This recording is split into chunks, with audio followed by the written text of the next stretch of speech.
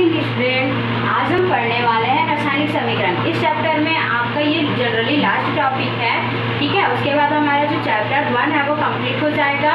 उसके इस चैप्टर में आपने काफ़ी सारी महत्वपूर्ण टॉपिकों का अध्ययन किया है, ठीक है। तो लास्ट डे में जब हमारा क्या होगा, चैप्टर का जो लास्ट टॉपिक, ठीक है, मतलब एंडिंग पर रहेगा, तो उस टाइम में मैं आपको सारे टॉपिक पूछूंगी कि हमने चैप्टर 1 में कौन कौन से टॉपिक स्टडी किए, ठीक है, मतलब पढ़े हैं। तो इस टाइप से आप देखेंगे वहाँ पे क्या क्या आपको सीखा गया, एक एक चीज़ें वहाँ पूछी जाएगी, तो आप पहले से प्रिपेयर हो जाइए, ठीक है। वही हमारा क्या होगा, फाइनली टेस्ट रहेगा।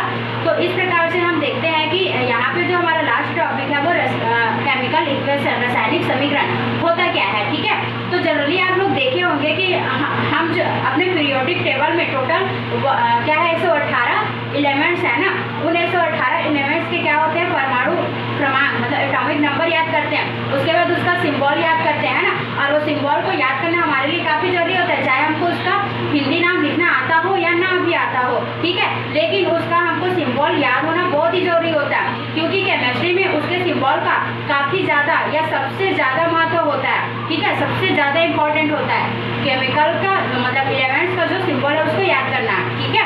क्योंकि हम जनरली कहीं पर मान लीजिए कोई एलिमेंट्स क्या कर रहा है, रिएक्शन कर रहा है, और रिएक्शन करके कोई कंपाउंड बना रहा है, तो उस कंपाउंड को भी हम क्या करते हैं, जनरली उस एलिमेंट्स के सिंबल्स को सेट करके, है ना, व्यवस्थित करके उस कंपाउंड का फार्मूला बना लेते हैं। तो इस प्रकार से हमको इस कंपाउंड का फार्मूला याद करना, एलिमेंट्स का सिंबल याद करना काफ़ी हद तक इम्पॉर्टेंट हो जाता है। क्यों इम्पॉर्टेंट होता है, तो हमारा जो केमिस्ट्री होता है वो पूरी तरह से रासायनिक अभिक्रियाओं पर ही डिपेंडेंट होता है ना। अर्थात हमने पहले ही बताया था कि टोटल रासायनिक अर्थात केमिकल रिएक्शंस के ही स्टडी को हम क्या बोलते हैं, रसायन या फिर केमिस्ट्री बोलते हैं, है ना। चाहे वो फिजिकल केमिस्ट्री, ऑर्गेनिक हो या इनऑर्गेनिक केमिस्ट्री हो, तीनों ही पार्ट में, ठीक है, तीनों ही ब्रांच जो है पूरी तरह से केमिकल रिएक्शन से भरा हुआ है। और इन केमिकल रिएक्शन को हम क्या करते हैं, जिस एलिमेंट से ये मतलब जो एलिमेंट्स इसमें पार्टिसिपेट किए हैं उनको हम या तो सिंबल से शो करते हैं या तो उनको फार्मूला से शो करते हैं। तो इस प्रकार से जब हम उसको क्या करते हैं, अरेंज करते हैं, है ना, कि किस साइड में, मतलब जैसे आप मैथ्स में क्या करते हो, जनरली चर और अचर राशि से क्या करते हो, गणितीय समीकरण बनाते हो, है ना, मैथमेटिकल इक्वेशन बनाते हो।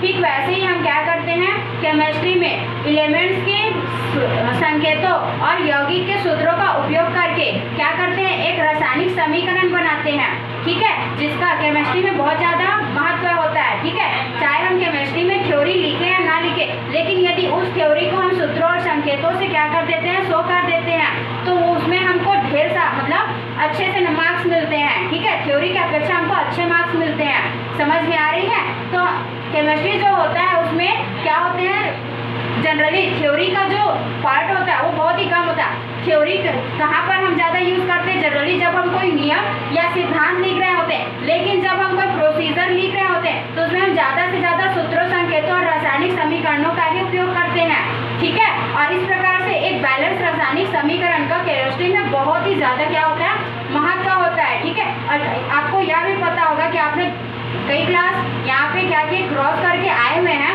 तो जनरली आपने साइंस पढ़ा होगा और साइंस में आपने कई सारे रिएक्शंस पढ़े होंगे, जैसे जल का हाइड्रोजन और ऑक्सीजन से जल का बनना, कार्बन और ऑक्सीजन से कार्बन डाइऑक्साइड और कार्बन मोनोऑक्साइड का बनना, कार्बन और हाइड्रोजन से मीथेन का बनना। ऐसे बहुत सारे आपने रिएक्शंस जो है जनरली पिछले कक्षाओं में पढ़े ही होंगे। तो उनको आपने क्या किया होगा, रासायनिक समीकरण से तो प्रदर्शित किया होगा। आपके क्वेश्चन में भी रहते कि केवल आप रासायनिक समीकरण लिखिए, या इसमें आपको क्या मिल जाता है, 1 मार्क्स मिल जाता है। तो इस तरह से हम देखें तो जो हमारा रसायन होता है, केमिस्ट्री होता है, पूरी तरह से सूत्रों और संकेतों का क्या होता है, ढेर होता है, संग्रह होता है, ठीक है। और जनरली इसमें सूत्र और संकेत और रासायनिक समीकरणों को ही महत्व देते हैं। इस बात को आप अपने दिमाग में बिठा ही लीजिए, ठीक है। तो यहाँ पे हमको रासायनिक, यदि हम केमिस्ट्री पढ़ रहे हैं और हमको रासायनिक समीकरण या फिर किसी तत्व का संकेत नहीं पता या फिर किसी यौगिक का सूत्र नहीं पता, तो ये हमारे लिए काफ़ी शर्मनाक स्थिति होती है, ठीक है। तो आपको कभी भी शर्मिंदा ना, केमिस्ट्री पढ़ रहे हैं और यदि आपको कोई कुछ और आपको नहीं आता, तो यहाँ पे आप क्या हो सकते हैं, अपने आप को शर्मिंदगी महसूस कर सकते हैं ना। तो आप कभी भी किसी के सामने शर्मिंदा ना हो, इसके लिए जरूरी है कि आप जो केमिस्ट्री पढ़ रहे हो तो उसमें आप क्या करो, सिंबल्स, सूत्र और रासायनिक इक्वेशन बनाना अच्छे से सीख जाओ, ठीक है। तो आपको 100% जो केमिस्ट्री में सक्सेस मिलेगा ही मिलेगा। तो चलिए देखते हैं रासायनिक समीकरण होता क्या है, ठीक है। तो हमने देख लिया कि हमारे जो 118 तत्व होते हैं उसके एक निश्चित संकेत होते हैं, जैसे हाइड्रोजन को हम A से 10 आते हैं, हीलियम को H से, लिथियम को Li से, इसी तरह सारे एलिमेंट्स के क्या होते हैं, सिंबल होते हैं। उसी प्रकार जब क्या होती है, कोई यौगिक होती है जैसे नमक, तो उसको हम NaCl से शो करते हैं, है ना। धोने का सोडा होता है तो उसको हम Na2CO3 × 10H2O लिखते हैं, ठीक है। खाने का सोडा होता है तो उसको NaSCO3 लिखते हैं। तो ऐसा जनरली हम हर किसी के लिए सूत्रों का इस्तेमाल करते हैं, जो हमारे अध्ययन को क्या कर देता है, और ही रोचक और क्या बना देता है, इजी बना देता है, ठीक है। तो चलिए देख लेते हैं रासायनिक समीकरण क्या है। तो जनरली मैं एक केमिकल इक्वेशन की बात करूं, ठीक है। एक केमिकल इक्वेशन जैसे मैं बोल रही हूँ, एक केमिकल मतलब एक केमिकल रिएक्शन बोल रही हूँ, क्या बोल रही हूँ कि हाइड्रोजन और ऑक्सीजन आपस में क्रिया करके जल के मॉलिक्यूल्स बनाते हैं, ठीक है, अर्थात जल बनाते हैं। तो चलिए ऐसा हम बोल रहे हैं, है ना, ऐसा बोल रहे हैं। और यदि आपको बोला जाए कि मैंने अभी जो बोला उसका आप क्या बनाओ, केमिकल इक्वेशन बनाओ, तो आप कैसे बनाओगे। तो जनरली आप क्या लिखोगे कि H2 लिख दोगे और O2 लिख दोगे, लिखोगे, क्योंकि हम बोल रहे हैं कि हाइड्रोजन ऑक्सीजन से क्रिया करके क्या बनाता है, तो H2O बनाता है। तो बेसिकली आपको पता होगा कि इस टाइप से हमारा जो क्रिया करने वाले पदार्थ होते हैं उसको हम एरो के लेफ्ट साइड में लिखते हैं, और जो बनने वाला पदार्थ होता है उसको हम एरो के राइट साइड में लिखते हैं, ठीक है। उसके बाद आपको यह भी पता होगा, जैसे आप समीकरण में लिखते हो ना, तो ये समीकरण का दायां पक्ष लिखते हो मैथ्स में, सॉरी समीकरण का बायां पक्ष लिखते हो, समीकरण का दायां पक्ष लिखते हो, ठीक वैसे ही इसमें भी होता है, ठीक है। ये भी क्या है, रासायनिक समीकरण का बायां पक्ष है और ये रासायनिक समीकरण का दायां पक्ष है। क्लियर हो गया सबको। और यहाँ पे हम बीच में क्या करते हैं, जैसे आप बराबर का चिन्ह लगाते हो तो इसमें हम बराबर ना लिखकर एरो का चिन्ह लगाते हैं, ठीक है। और इस प्रकार से हम अपना समीकरण बनाते हैं। लेकिन ऐसे ही दायां और बायां पक्ष में सूत्रों और संकेतों को लिख देने से हमारा समीकरण नहीं बन जाता है। समीकरण लिखने का भी क्या होता है, एक तरीका होता है, एक नियम होता है। समीकरण लिखना भी अपने आप में क्या है, एक प्रकार का समझो कला है, ठीक है। तो समीकरण को हम ऐसे ही नहीं लिखते हैं अपने मन से या फिर अपने मन गढ़ंत नहीं बनाते। तो इसके लिए भी हम क्या करते हैं, जैसे कोई रासायनिक अभिक्रिया होती है तो 5 प्रकार के नियमों को फॉलो करता है। तो उसी प्रकार जब हम किसी रासायनिक अभिक्रिया का रासायनिक समीकरण लिखते हैं तो हम भी कुछ नियमों और शर्तों को क्या करते हैं, फॉलो करते हैं, तब हम एक राइट या संतुलित या बैलेंस्ड समीकरण लिख पाते हैं, ठीक है। तो देखते हैं यहाँ पर रासायनिक समीकरण होता क्या है। तो जनरली देख लिया ना कि हमने जो बोला उसको यहाँ संकेतों के रूप में लिखा, तो हमको क्या मिला, जनरली एक अनबैलेंस्ड समीकरण मिल गया ना। बाद में हम क्या करते हैं, जैसे अनबैलेंस हमको समीकरण मिलता है उसको हम बैलेंस कर देते हैं। तो इस प्रकार से हमारा राइट इक्वेशन बन जाता है। तो यहाँ पे जो केमिकल इक्वेशन है वो हुआ क्या, तो देखो इसको बोलते हैं हम क्रिया करने वाले पदार्थ, सबको पता है ना। इसको हम क्या बोलते हैं, क्रियाकारक बोलते हैं, मतलब क्रिया करने वाला पदार्थ, ठीक है। और यहाँ पे इसको बोलते हैं उत्पाद, अर्थात बनने वाला या उत्पन्न होने वाला पदार्थ, अर्थात ये हो गया हमारा रिएक्टेंट, ठीक है। और ये हो जाता है हमारा प्रोडक्ट, ठीक है, रिएक्टेंट और प्रोडक्ट। तो इसको बोलते हैं, देखो ये एक रासायनिक अभिक्रिया है।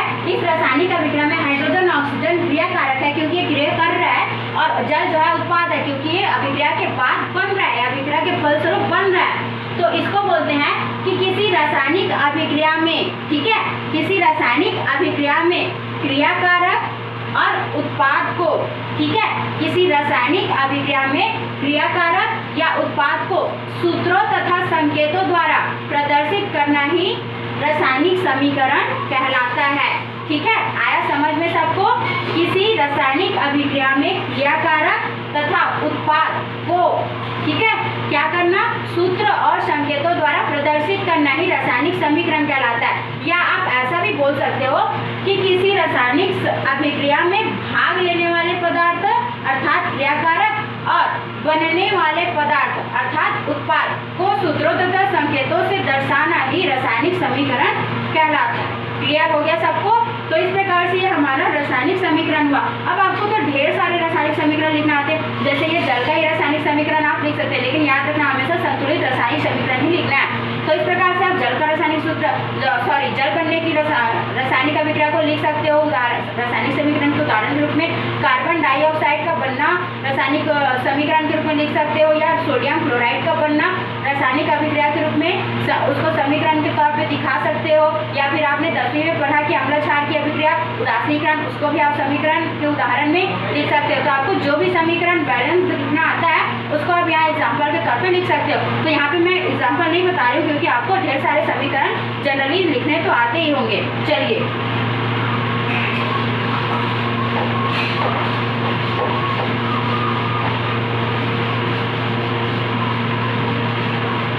उसके बाद हम देखते हैं रासायनिक समीकरण की आवश्यकताएं। ठीक है, रासायनिक समीकरण की आवश्यकताएं या फिर रासायनिक समीकरण की मतलब कौन कौन सी कंडीशंस में होती है। ठीक है, तो इसको भी हम देखेंगे और ये कौन कौन सी जानकारी हमको दे सकती है उसके बारे में भी अध्ययन करेंगे। ठीक है, तो सबसे पहले देख लेते हैं रासायनिक समीकरण की आवश्यकताएं।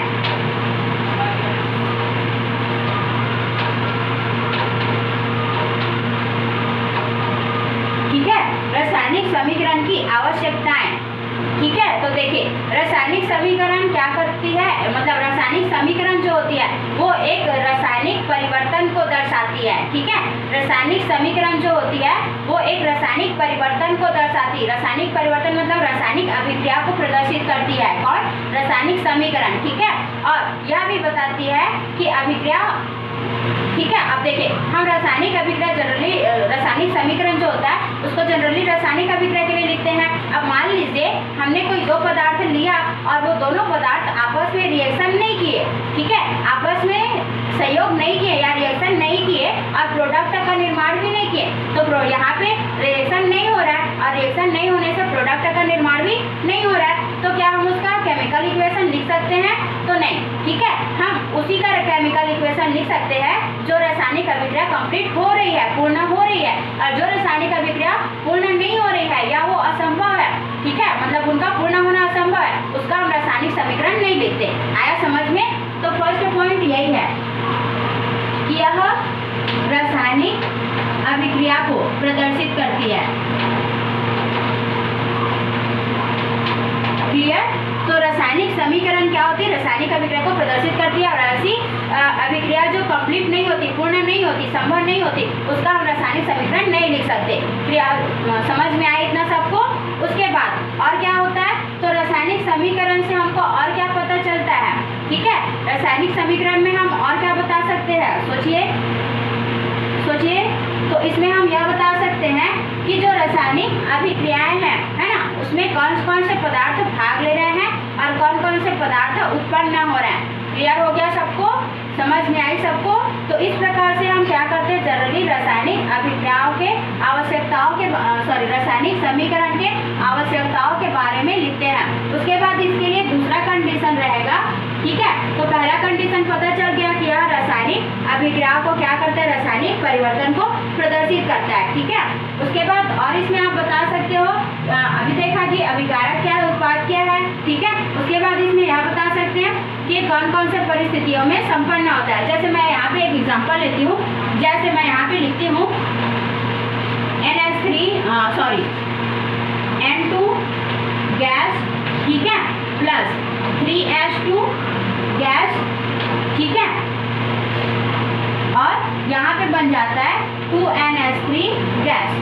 और यह जो रिएक्शन होता है वो 200 ATM दाब, ATM मतलब वायुमंडलीय, है ना, दाब का दाब का मात्रक वायुमंडल होता है जिसको हम एटमॉस्फेयर कहते हैं, और एटमॉस्फेयर का शॉर्ट फॉर्म ATM लिखते हैं। समझ यहाँ सबको? और यह 450 डिग्री सेल्सियस पर संपन्न होता है। क्लियर हुई ना? देखिए इस नियम के थ्रू में आपको रासायनिक समीकरण इस इक्वेशन के थ्रू में आपको केमिकल इक्वेशन जो है एक्सप्लेन करूंगी। ठीक है, तो यहाँ पे देखिए होता क्या है कि नाइट्रोजन गैस हाइड्रोजन गैस से क्रिया करके, देखो यहाँ से आपको क्या पता चल रहा है, इसको देख के आप क्या समझ पा रहे हो, इसको देख के आप यह समझ रहे हो यहाँ पे कोई भी सूत्र नहीं है। तो इसका आयतन हम क्या लिखते हैं? गैस है तो आयतन लिखेंगे, गैस है तो आयतन लिखते हैं ना। ठीक है, और यहाँ पे और यहाँ पे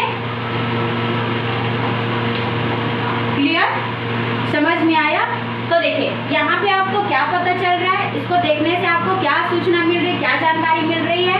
तो यहाँ पे आपको यह जानकारी मिल रही है कि एक आयतन गैस, एक आयतन नाइट्रोजन गैस का एक आयतन हाइड्रोजन गैस के 3 आयतन से, ठीक है, 3 आयतन से 200 वायुमंडलीय ताप और 450 डिग्री सेल्सियस ताप पर रिएक्शन कर रहा है, संयोग कर रहा है, ठीक है, और 2 आयतन अमोनिया गैस का निर्माण कर रहा है, ठीक है। इसको देखने से आपको यही पता चला ना। तो जनरली यहाँ पर होता क्या है, तो इस प्रकार से हम जो मुंह से बोलते हैं, थ्योरीज बोलते हैं, उसको हम सूत्र और संकेत से लिखते हैं। तो एक क्या होती है, तत्वों के संकेतों की एक अरेंजमेंट बन जाती है, उसी अरेंजमेंट को हम रासायनिक समीकरण कहते हैं। क्लियर? तो देखिए रासायनिक समीकरण की हमको क्या क्या आवश्यकता मिली, तो यह रासायनिक अभिक्रिया को प्रदर्शित करता है। देखो यहाँ पे उत्पाद बन रहा है, मतलब अभिक्रिया हुई तभी तो उत्पाद बना, तो यहाँ पे रासायनिक अभिक्रिया संपन्न हुई ना। तो इस प्रकार से जो समीकरण है वो रासायनिक अभिक्रिया को प्रदर्शित कर रहा है। मतलब यहाँ पे हमको पता चल गया कि अमोनिया और नाइट्रोजन और हाइड्रोजन ने अभिक्रिया किया और अमोनिया बनाया, मतलब अभिक्रिया पूर्ण हो गई, ठीक है। और जो अभिक्रिया पूर्ण नहीं होती, अब देखो मान लीजिए आपस में अभिक्रिया नहीं करता, तो यहाँ क्या उत्पाद बनता, क्या हमको पता चल पाता? नहीं चल पाता ना। तो हम फिर उसको कैसे लिखते? बिना अभिकारक और बिना उत्पाद के कोई भी समीकरण नहीं लिखा जाता है ना, क्योंकि एक समीकरण के 2 पक्ष होते हैं, दायां पक्ष और बायां पक्ष। तो दायां पक्ष भी होना चाहिए और बायां पक्ष भी होना चाहिए, तभी हमारा समीकरण लिखाता है। अब देखो हमारे पास मान लीजिए अभिक्रिया नहीं हुआ, तो हमारे पास केवल बायां पक्ष रहेगा ना, उत्पाद तो बना नहीं, अभिक्रिया हुआ नहीं, तो हमको दायां पक्ष कहाँ से मिलेगा? तो हम उसका समीकरण कंप्लीट नहीं कर सकते। इसलिए बोलते हैं कि जो अभिक्रिया नहीं होती उसका हम रासायनिक समीकरण नहीं लिख सकते। क्लियर? उसके बाद दूसरा, रासायनिक समीकरण को संतुलित होना चाहिए, ठीक है। ये है इसकी खास क्वालिटी, जिसमें हम हमेशा इस चीज का ध्यान रखते हैं, ठीक है। ये इसकी खास क्वालिटी है। जैसे आप मैथ्स में कोई भी इक्वेशन लिखते हो, ठीक है, कोई भी इक्वेशन लिखते हो, जैसे क्या लिखते हो, sine square theta plus cos square theta equal 1, ऐसा आप लिखते हो ना, ठीक है, ऐसा आप लिखते हो। तो ये आपका क्या होता है? एक बैलेंस्ड समीकरण है, ठीक है, बैलेंस्ड मैथमेटिकल इक्वेशन है ना। तो उसी प्रकार हमारा जो भी केमिकल इक्वेशन होगा उसको भी क्या होना चाहिए? हमेशा संतुलित, बैलेंस्ड होना चाहिए, ठीक है। कहने का मतलब कि बाएं पक्ष में परमाणुओं की संख्या दाएं पक्ष के पदार्थों में उपस्थित परमाणुओं की संख्या के बराबर होना चाहिए। मतलब यहाँ पर अभिकारकों में कुल परमाणुओं की संख्या को उत्पादों के कुल परमाणु की संख्या के बराबर होना चाहिए। तो इसको हम संतुलित समीकरण कहते हैं। तो इस प्रकार जो रासायनिक समीकरण होता है उसको क्या होना चाहिए? संतुलित होना चाहिए। तो ये दूसरी आवश्यकताएं हो गई। चलिए यहाँ तक क्लियर हो गया सबको? इतना बन जाएगा, ठीक है। एग्जाम्पल को आप लोग ध्यान देते रहें, ठीक है। तो सोचो क्या ये समीकरण जो मैं लिखी हूँ क्या वो बैलेंस्ड है? ठीक है, यहाँ पे जो मैं समीकरण लिखी हूँ क्या वो बैलेंस्ड है? तो बिल्कुल आप चेक कर लो बैलेंस्ड है कि नहीं। आपको उसके लिए कुछ भी याद करने की जरूरत नहीं, क्योंकि यहाँ देखते ही आपको पता चल जाएगा कि समीकरण बैलेंस्ड है कि नहीं है। देखिए कैसे, तो यहाँ पे आप परमाणुओं की टोटल संख्या को काउंट कर लीजिए और यहाँ पे परमाणुओं की टोटल संख्या को काउंट कर लीजिए। यदि दोनों इक्वल है तो बैलेंस्ड है। देखिए कैसे, तो यहाँ पे नाइट्रोजन एटम्स की संख्या कितनी है? 2। हाइड्रोजन एटम्स की संख्या कितनी है? 6 है ना, 3 2 6 है ना। तो 2 और 6 कितना हो गया? सॉरी, उसको ऐड नहीं करना है ना। तो यहाँ पे नाइट्रोजन एटम्स की संख्या कितनी? 2 है। इस साइड में देखो नाइट्रोजन एटम की संख्या कितनी है? 2 है। क्लियर है? दोनों इक्वल है ना। हाइड्रोजन एटम देखिए 3 2 6 और यहाँ पे कितना है? 2 3 6। मतलब हाइड्रोजन भी दोनों साइड में बराबर है और नाइट्रोजन भी दोनों साइड में बराबर है। तो यह समीकरण हमारा क्या है? बैलेंस्ड है। क्लियर? चलिए, समीकरण में हमेशा अणुता होनी चाहिए, मतलब समीकरण में अणुता प्रदर्शित होनी चाहिए, ठीक है। तत्वों की, परमाणुओं की अणुता, ठीक है, अणुता प्रदर्शित होनी चाहिए। मतलब आपने देखा कि क्या होता है, हमने परमाणु सिद्धांत में पढ़ा है ना कि परमाणु क्या करते हैं? रासायनिक अभिक्रिया में भाग लेते हैं। तो इसका मतलब यह नहीं कि हम रासायनिक अभिक्रिया में तत्वों को परमाणु के फॉर्म में लिखें, ठीक है, तत्वों को परमाणु के फॉर्म में लिखें, नहीं, हम तत्वों को अभी भी रासायनिक समीकरण में तत्वों को परमाणु फॉर्म में नहीं लिखते, बल्कि हमेशा कौन से फॉर्म में लिखते हैं, अणु फॉर्म में लिखते हैं। अर्थात जैसे कि यहाँ पे मैंने लिखा कि सोडियम और हाइड्रोजन अभिक्रिया करके अमोनिया बनाते हैं, तो यहाँ पे हम जानते हैं कि नाइट्रोजन प्रकृति में हमेशा आणविक ग्रुप में पाया जाता है ना, और वो द्विपरमाणविक अणु होता है। द्विपरमाणु मतलब 2 लिखा है ना, अर्थात इसमें एक अणु में कितने नाइट्रोजन परमाणु होते हैं, 2 नाइट्रोजन परमाणु होते हैं, ठीक है, तो इसलिए उसको द्विपरमाणविक अणु बोलते हैं। तो हम रासायनिक अभिक्रिया लिखेंगे ना, तो हमेशा अणु नाइट्रोजन को N2 लिखेंगे, ना कि 2N। कहने का मतलब ये द्विपरमाणु है, तो ऐसा नहीं कि हम इसको 2N लिखेंगे, ठीक है, तो ऐसे लिख दिए ना, तो ये परमाणविक हो गया, मतलब परमाणु फॉर्म में हो गया। लेकिन रासायनिक अभिक्रिया में या समीकरण में हमेशा तत्वों को अणु फॉर्म में लिखा जाता है, तो इसलिए यहाँ अणुता को बताने के लिए हम नीचे साइड में पीछे मतलब तत्व के नीचे राइट साइड में लिखते हैं, ठीक है, नंबर, वही उसकी अणुता बताता है। तो इस प्रकार से हम हमेशा इसको लिखते हैं, ठीक है, और यहाँ पे जो लिखा है ना, वो उसके मोल को बताता है, ना कि अणुता को बताता है। क्लियर हुआ, समझ में आया सबको? तो इस प्रकार से आपका क्या हो गया, रासायनिक समीकरण में हमेशा तत्वों को अणु फॉर्म में ही क्या मतलब मॉलिक्यूलर फॉर्म में ही क्या करते हैं, शो करते हैं, आणविक रूप में ही दर्शाते हैं, ठीक है। तो इस प्रकार से इस चीज का विशेष ध्यान रखोगे। तो ये 3 आवश्यकताएं होती है रासायनिक समीकरण की। चलिए अब हम देखते हैं कि एक रासायनिक समीकरण से हमको क्या क्या जानकारी प्राप्त होती है, ठीक है। यदि हम किसी रासायनिक अभिक्रिया का रासायनिक समीकरण लिख रहे हैं, तो उससे हमको क्या क्या जानकारी मिलती है। तो देखिए, रासायनिक समीकरण को जब हम लिखते हैं, तो उससे हमको 2 प्रकार की जानकारी प्राप्त होती है, ठीक है। रासायनिक समीकरण से 2 प्रकार की जानकारी प्राप्त होती है।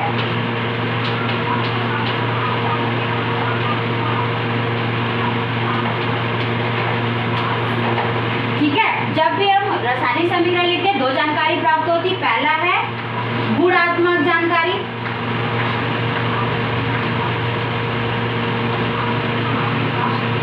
पहला कौन सा जानकारी प्राप्त होता है, गुणात्मक, और दूसरा कौन सी जानकारी प्राप्त होता है, तो परिमाणात्मक।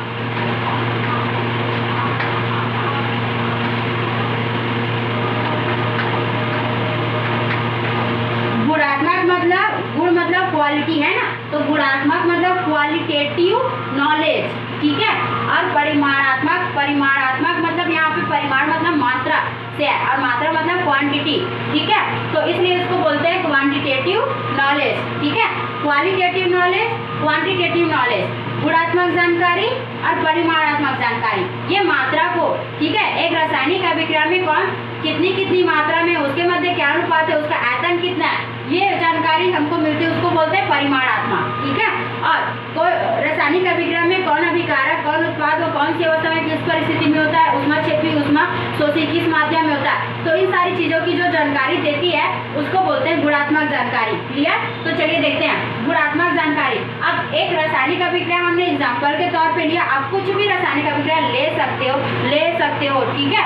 चलिए देखिए, एक और रासायनिक अभिक्रिया मैं यहाँ लिख देती हूँ, ठीक है, ताकि आपको अच्छे से समझ में आ सके, ठीक है, समझ में आ सबको।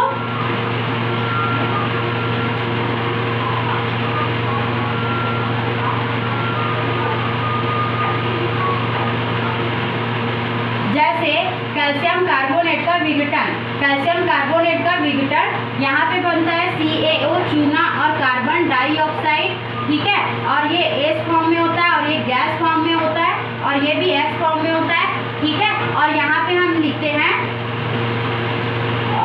उत्सर्जित होती है ना, तो कैल्शियम ऑक्साइड और कार्बन डाइऑक्साइड इसका विखंडन हो रहा है, तो यहाँ पे क्या होती है, +-V। चलिए इस प्रकार से मैंने आपको यहाँ पर क्या दिखाया, एक रिएक्शन दिखाया, ठीक है, एग्जाम्पल के तौर पे आपको मैं यहाँ पे एक रिएक्शन बता रही हूँ, ठीक है, समझने के लिए। देखिए 2 रिएक्शन है, तो सबसे पहले इसमें हम देखते हैं गुणात्मक जानकारी, ठीक है। गुणात्मक जानकारी, देखिए पहले गुणात्मक जानकारी हमको क्या मिली कि यहाँ पे अभिकारक कौन है और उत्पाद कौन है, ठीक है। तो रासायनिक समीकरण से हमें रासायनिक अभिक्रिया में भाग लेने वाले पदार्थ और बनने वाले पदार्थों के बारे में जानकारी प्राप्त होती है। देखो उदाहरण के रूप में कैसे, तो इस समीकरण को देखते हैं तो हमको एक गुणात्मक जानकारी मिली कि यहाँ पे नाइट्रोजन और हाइड्रोजन अभिक्रिया कर रहे हैं और अमोनिया गैस का उत्पादन कर रहे हैं। तो यहाँ पे हमको पता चल गया ना कि यहाँ रासायनिक समीकरण को देख के हम बता सकते हैं ना कि यहाँ पे अभिकारक नाइट्रोजन गैस और हाइड्रोजन गैस है और उत्पाद अमोनिया गैस है। तो इस प्रकार से हमको ये पहली गुणात्मक जानकारी मिली कि रासायनिक अभिक्रिया में भाग लेने वाले पदार्थ मतलब अभिकारक और बनने वाले पदार्थ मतलब उत्पाद की जानकारी मिल जाती है। देखते ही हम बता सकते हैं। ठीक है, यदि आपको पूछे एक समीकरण लिख दे और पूछे कि इसमें चलो अभिकारक और उत्पाद बताओ तो आप बता सकते हो ना। चलिए, तो समझ में आया अभिकारक और उत्पाद की जानकारी मिल जाती है ना। अभिकारक और उत्पाद की हमको क्या मिल जाती है, जानकारी मिल जाती है। ठीक है, उसके बाद दूसरा आपको क्या पता चल रहा है। ठीक है, दूसरा आपको क्या पता चल रहा है, तो आपको ये पता चल रहा है कि किन किन परिस्थितियों में हो रही है।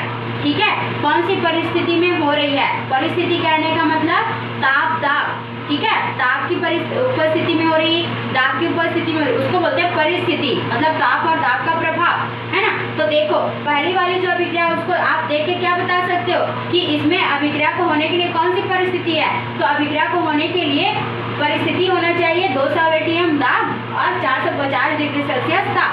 समझ में आया। तो इस परिस्थिति रही ना तभी अभिक्रिया हो पाएगी। तो रासायनिक अभिक्रिया से आपको पता चल गया कि कोई रासायनिक अभिक्रिया कौन से परिस्थिति में कौन से कंडीशन में क्या होती है, संपन्न या कंप्लीट हो पाती है। तो यहाँ से आप बता सकते हो ना कि अमोनिया बनने की जो क्रिया है उसके लिए परिस्थिति क्या होना चाहिए, 200 वायुमंडलीय दाब और 450 डिग्री सेल्सियस ताप। तो इस प्रकार से हम रासायनिक समीकरण देखकर किसी रासायनिक अभिक्रिया की परिस्थिति या कंडीशन को हम क्या कर सकते हैं, बता सकते हैं। समझ में आई सबको। चलिए थर्ड पॉइंट आप और क्या बता सकते हो। तो देखिए यहाँ पे मैंने जो रासायनिक अभिक्रिया लिया है, ठीक है, यहाँ पे मैंने जो रासायनिक अभिक्रिया लिया है वो क्या है, उससे मैंने दो चिन्ह लगाए, दो एरो का निशान लगाई हूँ। देखो है ना, इसमें जो मैंने ये वाली रासायनिक अभिक्रिया उसमें मैंने दो एरो का निशान लगाई और ये वाली जो रासायनिक अभिक्रिया उसमें मैं एक एरो का निशान लगाई। और आपने पिछली कक्षाओं में पढ़ा होगा कि उत्क्रमणीय अभिक्रिया को दो एरो का निशान मतलब अभिक्रिया दोनों दिशा में संपन्न होती है। ठीक है, और एक एरो का निशान मतलब अभिक्रिया एक ही दिशा में संपन्न होती है। ठीक है, तो रासायनिक अभिक्रिया को देख के आप अभिक्रिया की दिशा बता सकते हो ना। रासायनिक समीकरण को देखकर अभिक्रिया के संपन्न होने की दिशा बता सकते हो।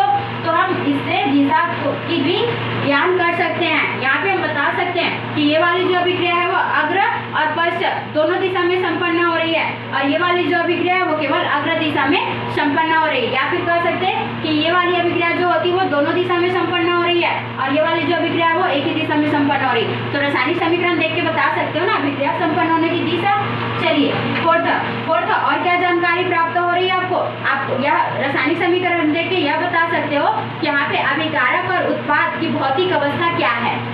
समझ गए। रासायनिक समीकरण देख के अभिकारक और उत्पाद की भौतिक अवस्था बता सकते हो ना। देखो कैसे, तो यहाँ पे आप बता सकते हो यहाँ अभिकारक की भौतिक अवस्था गैस है। देखो ये भी गैस है, ये भी गैस है और यहाँ उत्पाद की भी भौतिक अवस्था क्या है, गैस है। तो इस प्रकार आप रासायनिक समीकरण देख के बता सकते हो कि यहाँ पे अभिकारक और उत्पाद की भौतिक अवस्था गैस है ना। तो आप यहाँ पे क्या बता सकते हो, भौतिक अवस्था बता सकते हो।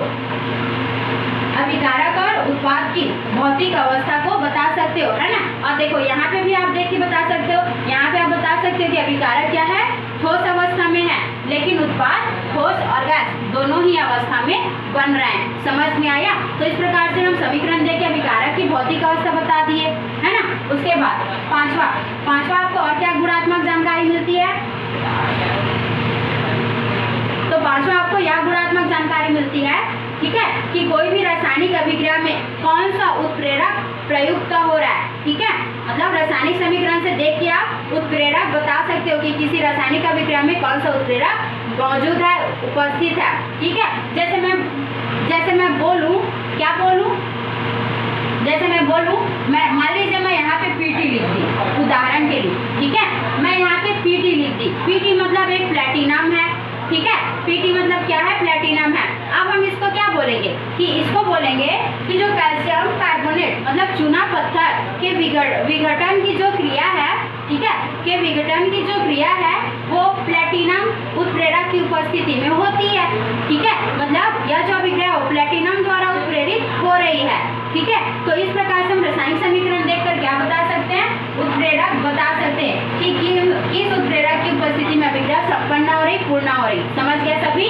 चलिए उसके बाद और क्या बता सकते हैं, तो और बता सकते हैं कि कोई अभिक्रिया, ठीक है, कोई अभिक्रिया संयोजन है या वियोजन है, ठीक है। तो उसके लिए आप जनरली देख लेना, यदि यहाँ अभिकारक की संख्या 1 है और उत्पाद की संख्या 2 है तो ये टूटकर 1 से मतलब 1 टूट रहा है और 2 बन रहा है ना, टूटकर 2 बना रहा है, तो ये कौन सी अभिक्रिया हुई, वियोजन अभिक्रिया हुई। लेकिन यहाँ पे आप देखोगे तो यहाँ पे अभिकारक 2 है और उत्पाद 1 है, कहने का मतलब यहाँ 2 आपस में जुड़ रहे हैं और जुड़कर 1 बना रहे हैं, मतलब ये यहाँ पे संयोजन अभिक्रिया है। तो रासायनिक समीकरण में अभिकारक और उत्पाद की संख्या को देख के आप बता सकते हो कि वो जनरली संयोजन अभिक्रिया, वियोजन अभिक्रिया, प्रतिस्थापन अभिक्रिया है कि क्या विस्थापन अभिक्रिया, ठीक है।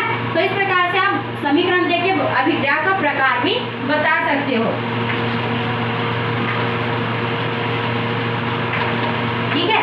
समीकरण देख के आप अभिक्रिया का प्रकार भी बता सकते हो कि किस टाइप की अभिक्रिया हो रही, जिसका हमने समीकरण लिखा।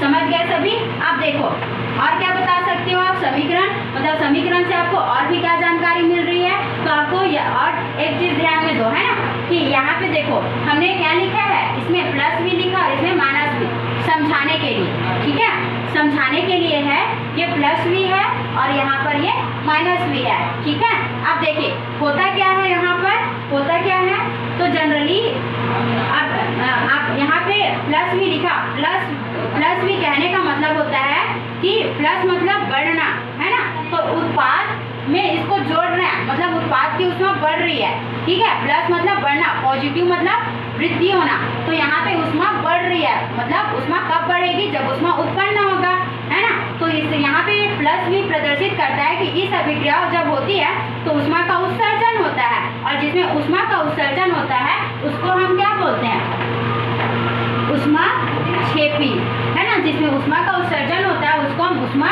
क्षेपी अभिक्रिया बोलते हैं ना। और माइनस भी मतलब जब उत्पाद का निर्माण होता है तो ऊष्मा कम हो जाती है, ऊष्मा कम हो जाती है, तो कम क्यों हुई, क्योंकि अभिक्रिया में ऊष्मा का उत्सर्जन अवशोषण हो रहा है, अवशोषण होने से ऊष्मा कम हो जाती है ना। तो यहाँ पे क्या हो रहा है, ऊष्मा का अवशोषण हो रहा है, और अवशोषण होने से क्या हो जाता है, ऊष्मा की मात्रा कम हो जाती है। तो यहाँ पे हम क्या बोले, ये कौन सी अभिक्रिया है, तो ये कौन सी अभिक्रिया हो गई, ऊष्मा शोषी, जिसमें ऊष्मा का शोषण हुआ। क्लियर हो गया ना। तो देखो समीकरण में ये पॉजिटिव और नेगेटिव को देख के हम बता सकते हैं, पॉजिटिव हुआ तो ऊष्मा क्षेपी और नेगेटिव हुआ तो ऊष्मा शोषी है। तो इस प्रकार हम देख के बता सकते हैं समीकरण को कि अभिक्रिया ऊष्मा क्षेपी है कि ऊष्मा शोषी है।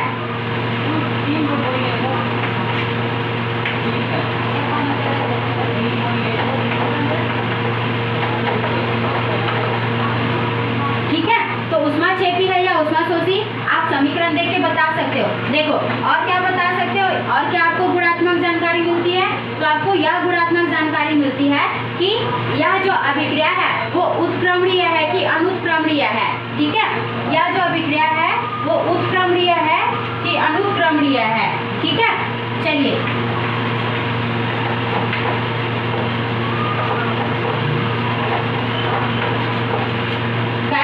तो जब अभिक्रिया दोनों दिशा में संपन्न हो रही तो उत्क्रमणीय होगी और एक दिशा में संपन्न हो रही तो अनुत्क्रमणीय होगी। तो इस प्रकार आप समीकरण को देख के इन सारी गुणात्मक जानकारी को बिना रटे बता सकते हो। क्लियर? चलिए, तो इस प्रकार से हमने गुणात्मक जानकारी देख ली। अब चलिए देखते हैं कि किसी भी समीकरण को देखने से हमको क्या क्या परिमाणात्मक जानकारी मतलब क्वांटिटेटिव जानकारी प्राप्त होती है, उसको हमको देखना है। ठीक है, कि कोई भी समीकरण को देखने से हमको कौन कौन सी क्या होती है परिमाणात्मक जानकारी मिलती है। चलिए हम देख लेते हैं। देखिए, तो पहला है कौन कौन सी परिमाणात्मक जानकारी मिलेगी। तो पहला है कि हम समीकरण को देख के बता सकते हैं कि किसी भी समीकरण में कि पदार्थ जो होते हैं वो किस अनुपात में संयोग कर रहे हैं। क्लियर? समीकरण को देख के हम बता सकते हैं कि किसी भी मतलब रासायनिक अभिक्रिया में जब पदार्थ आपस में संयोग करते हैं तो वो किस अनुपात में संयोग करते हैं। जैसे हमने अभी 5 नियम में जनरली अनुपात अनुपात अनुपात यही पढ़ा है ना, ठीक है। तो समीकरण से ये प्रदर्शित हो जाता है कि पदार्थ किस अनुपात में संयोग कर रहा है। देखिए कैसे, जैसे हाइड्रोजन और ऑक्सीजन क्रिया करके जल बनाता है, H2 gas plus O2 gas, क्या बना H2O, ठीक है। कितना, यहाँ पे मैं हाइड्रोजन का 2 ले लूँ और यहाँ पे इसका 2 ले लूँ, ठीक है, 2H2O। अब चलिए इसमें रेशियो निकालेंगे तो ये हो जाएगा 2 रेशियो, यहाँ 1 है, 1 रेशियो, रेशियो यहाँ कितना हो जाएगा 2, तो देखो 2 रेशियो 1 रेशियो 2 है ना। तो यहाँ पे हम बता सकते हैं कि यहाँ जो हाइड्रोजन और अनुपात है, सॉरी हाइड्रोजन और ऑक्सीजन में अनुपात ऐसा रहेगा, ठीक है। और यदि हम इसमें हाइड्रोजन और ऑक्सीजन में आपस में संयोग करने का अनुपात देखें तो H2O ये हो जाएगा 2 और ये हो जाएगा 16, मतलब 1:8। तो हाइड्रोजन और ऑक्सीजन आपस में किस अनुपात में संयोग करते हैं, तो 1:8, मतलब 1:8, ठीक है। तो इस प्रकार से हाइड्रोजन और हाइड्रोजन और ऑक्सीजन हमेशा या तो 2:16 में आपस में कंबाइंड होते हैं या तो 1:8 में आपस में कंबाइंड होते हैं। तो इस प्रकार हम समीकरण को देख के बता सकते हैं कि कोई पदार्थ किस अनुपात में संयोग करता है। क्लियर? चलिए उसके बाद हम रासायनिक समीकरण से हमको और कौन सी परिमाणात्मक जानकारी मिलती है। तो रासायनिक समीकरण को हम देख के बता सकते हैं कि अभिकारक और उत्पाद के कितने मोल, मतलब अभिकारक के कितने मोल रासायनिक अभिक्रिया में भाग ले रहे हैं और उत्पाद के कितने मोल रासायनिक अभिक्रिया में बन रहे हैं। जैसे यहाँ पे इसका कितना मोल है, तो यहाँ पे इसका 2 मोल, ठीक है, और ये 1 मोल, ठीक है, और ये 2 मोल, ठीक है। तो यहाँ पे हम क्या बोल सकते हैं, यहाँ पे हम बोल सकते हैं कि 2 मोल हाइड्रोजन 1 मोल ऑक्सीजन से क्रिया करके जल के 2 मोल बनाते हैं, है ना। तो इस प्रकार से हम रासायनिक समीकरण को देख के यह भी बता सकते हैं कि कितने कितने मोल भाग ले रहे हैं और कितना मोल बन रहा है। क्लियर? उसी प्रकार जब रासायनिक अभिक्रिया में भाग लेने वाला पदार्थ गैस हो और बनने वाला पदार्थ भी गैस हो, ये रूसा का नियम आ गया ना।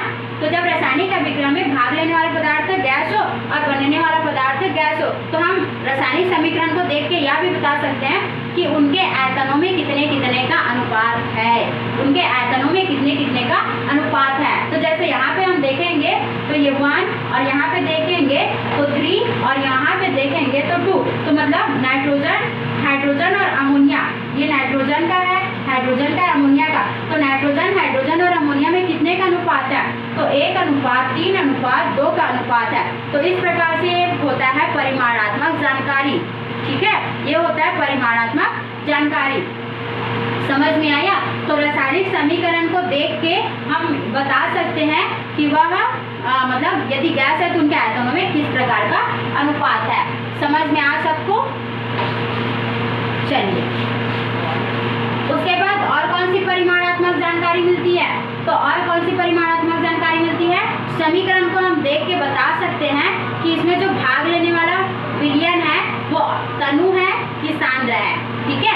समीकरण को हम देख के बता सकते हैं कि इसमें जो भाग लेने वाला पदार्थ है वो तनु है कि सांद्र है। तो याद रखना यदि पदार्थ तनु है तो वहाँ पे हम क्या लिखते हैं, Dl लिखा होता है, ठीक है। और Dl मतलब होता है डाइल्यूट,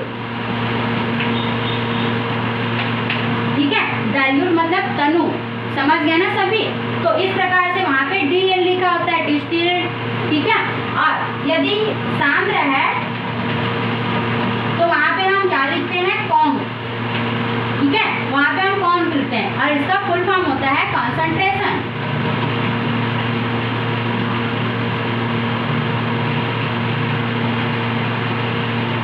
ठीक है, इसका फुल फॉर्म होता है कॉन्सेंट्रेशन, ठीक है। तो इसलिए हम इसके लिए कॉन्ग लिखते हैं शॉर्ट में। तो इस प्रकार से समीकरण में जनरली ऐसा हम लिखते हैं नीचे में, जैसे आप HCl NaOH लिखते हो ना तो वहाँ पे उसके नीचे में हम तनु या सांद्र लिखते हैं। तो जनरली यदि हिंदी में लिखना है तनु या सांद्र लिखते हैं और इंग्लिश में लिखना है तो तनु के लिए Dl लिखते हैं DIL मतलब डिल लिखते हैं, और सांद्रता के लिए कॉन्क मतलब कॉन्सेंट्रेशन लिखते हैं। समझ गया ना सभी? तो समीकरण को देख के हम बता सकते हैं कि समीकरण में भाग ले मतलब अभिक्रिया में भाग लेने वाला पदार्थ सांद्र है कि तनु है। क्लियर? उसके बाद यह भी बता सकते हैं कि कोई रासायनिक अभिक्रिया जलीय माध्यम में मतलब कौन से माध्यम में हो रही है, जलीय माध्यम में हो रही है, अम्लीय माध्यम में हो रही है, क्षारीय माध्यम में। तो जब रासायनिक अभिक्रिया जलीय माध्यम में होती तो वहाँ एक्वस लिखते हैं, ठीक है, और जब वो अम्लीय माध्यम में हो रही तो एसिडिक लिखते हैं, है ना, और जब वो क्षारीय माध्यम में हो रही है तो उसको हम क्या लिखते हैं, बेस लिखते हैं, ठीक है। तो इस प्रकार से ये समीकरण में जनरली लिखा जाता है, ठीक है, समीकरण में जनरली लिखा जाता है। तो इस प्रकार से समीकरण से हमको पूरी संपूर्ण जानकारी, केमिस्ट्री की संपूर्ण जानकारी प्राप्त हो जाती है। एक रासायनिक अभिक्रिया के बारे में संपूर्ण जानकारी 100% जानकारी प्राप्त हो जाती है। तो इस प्रकार से आपने देखा कि समीकरण किस प्रकार से हमारे लिए इम्पोर्टेंट है ना। तो केमिस्ट्री के लिए मोस्ट इम्पोर्टेंट होता है, ठीक है, समीकरण। याद रखिए, यदि आप थ्योरी लिख रहे हैं, नहीं लिख रहे और उसके जगह पे आप जैसे बायो में आप चित्र बना रहे हो और थ्योरी नहीं लिख रहे हो, फिर भी हमको नंबर मिलता है। लेकिन उसी प्रकार केमिस्ट्री में यदि आप थ्योरी मान लीजिए नहीं लिख रहे हैं और उसको आपने केमिकल इक्वेशन के रूप में शो किया तो भी आपको नंबर मिलता है, बराबर नंबर मिलता है। समझ में आया ना सबको? तो इस प्रकार से ये रासायनिक समीकरण हमारे लिए काफी महत्वपूर्ण होता है। तो आप लोग इससे क्या क्या जानकारी मिला, कैसे मिला, समीकरण के थ्रू मैंने आपको बताया।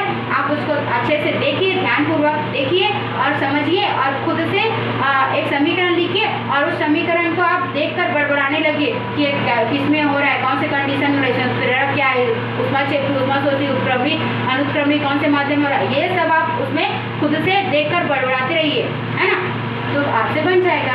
ओके, तो नेक्स्ट में फिर हम समीकरण बैलेंस करना सीखेंगे। ओके।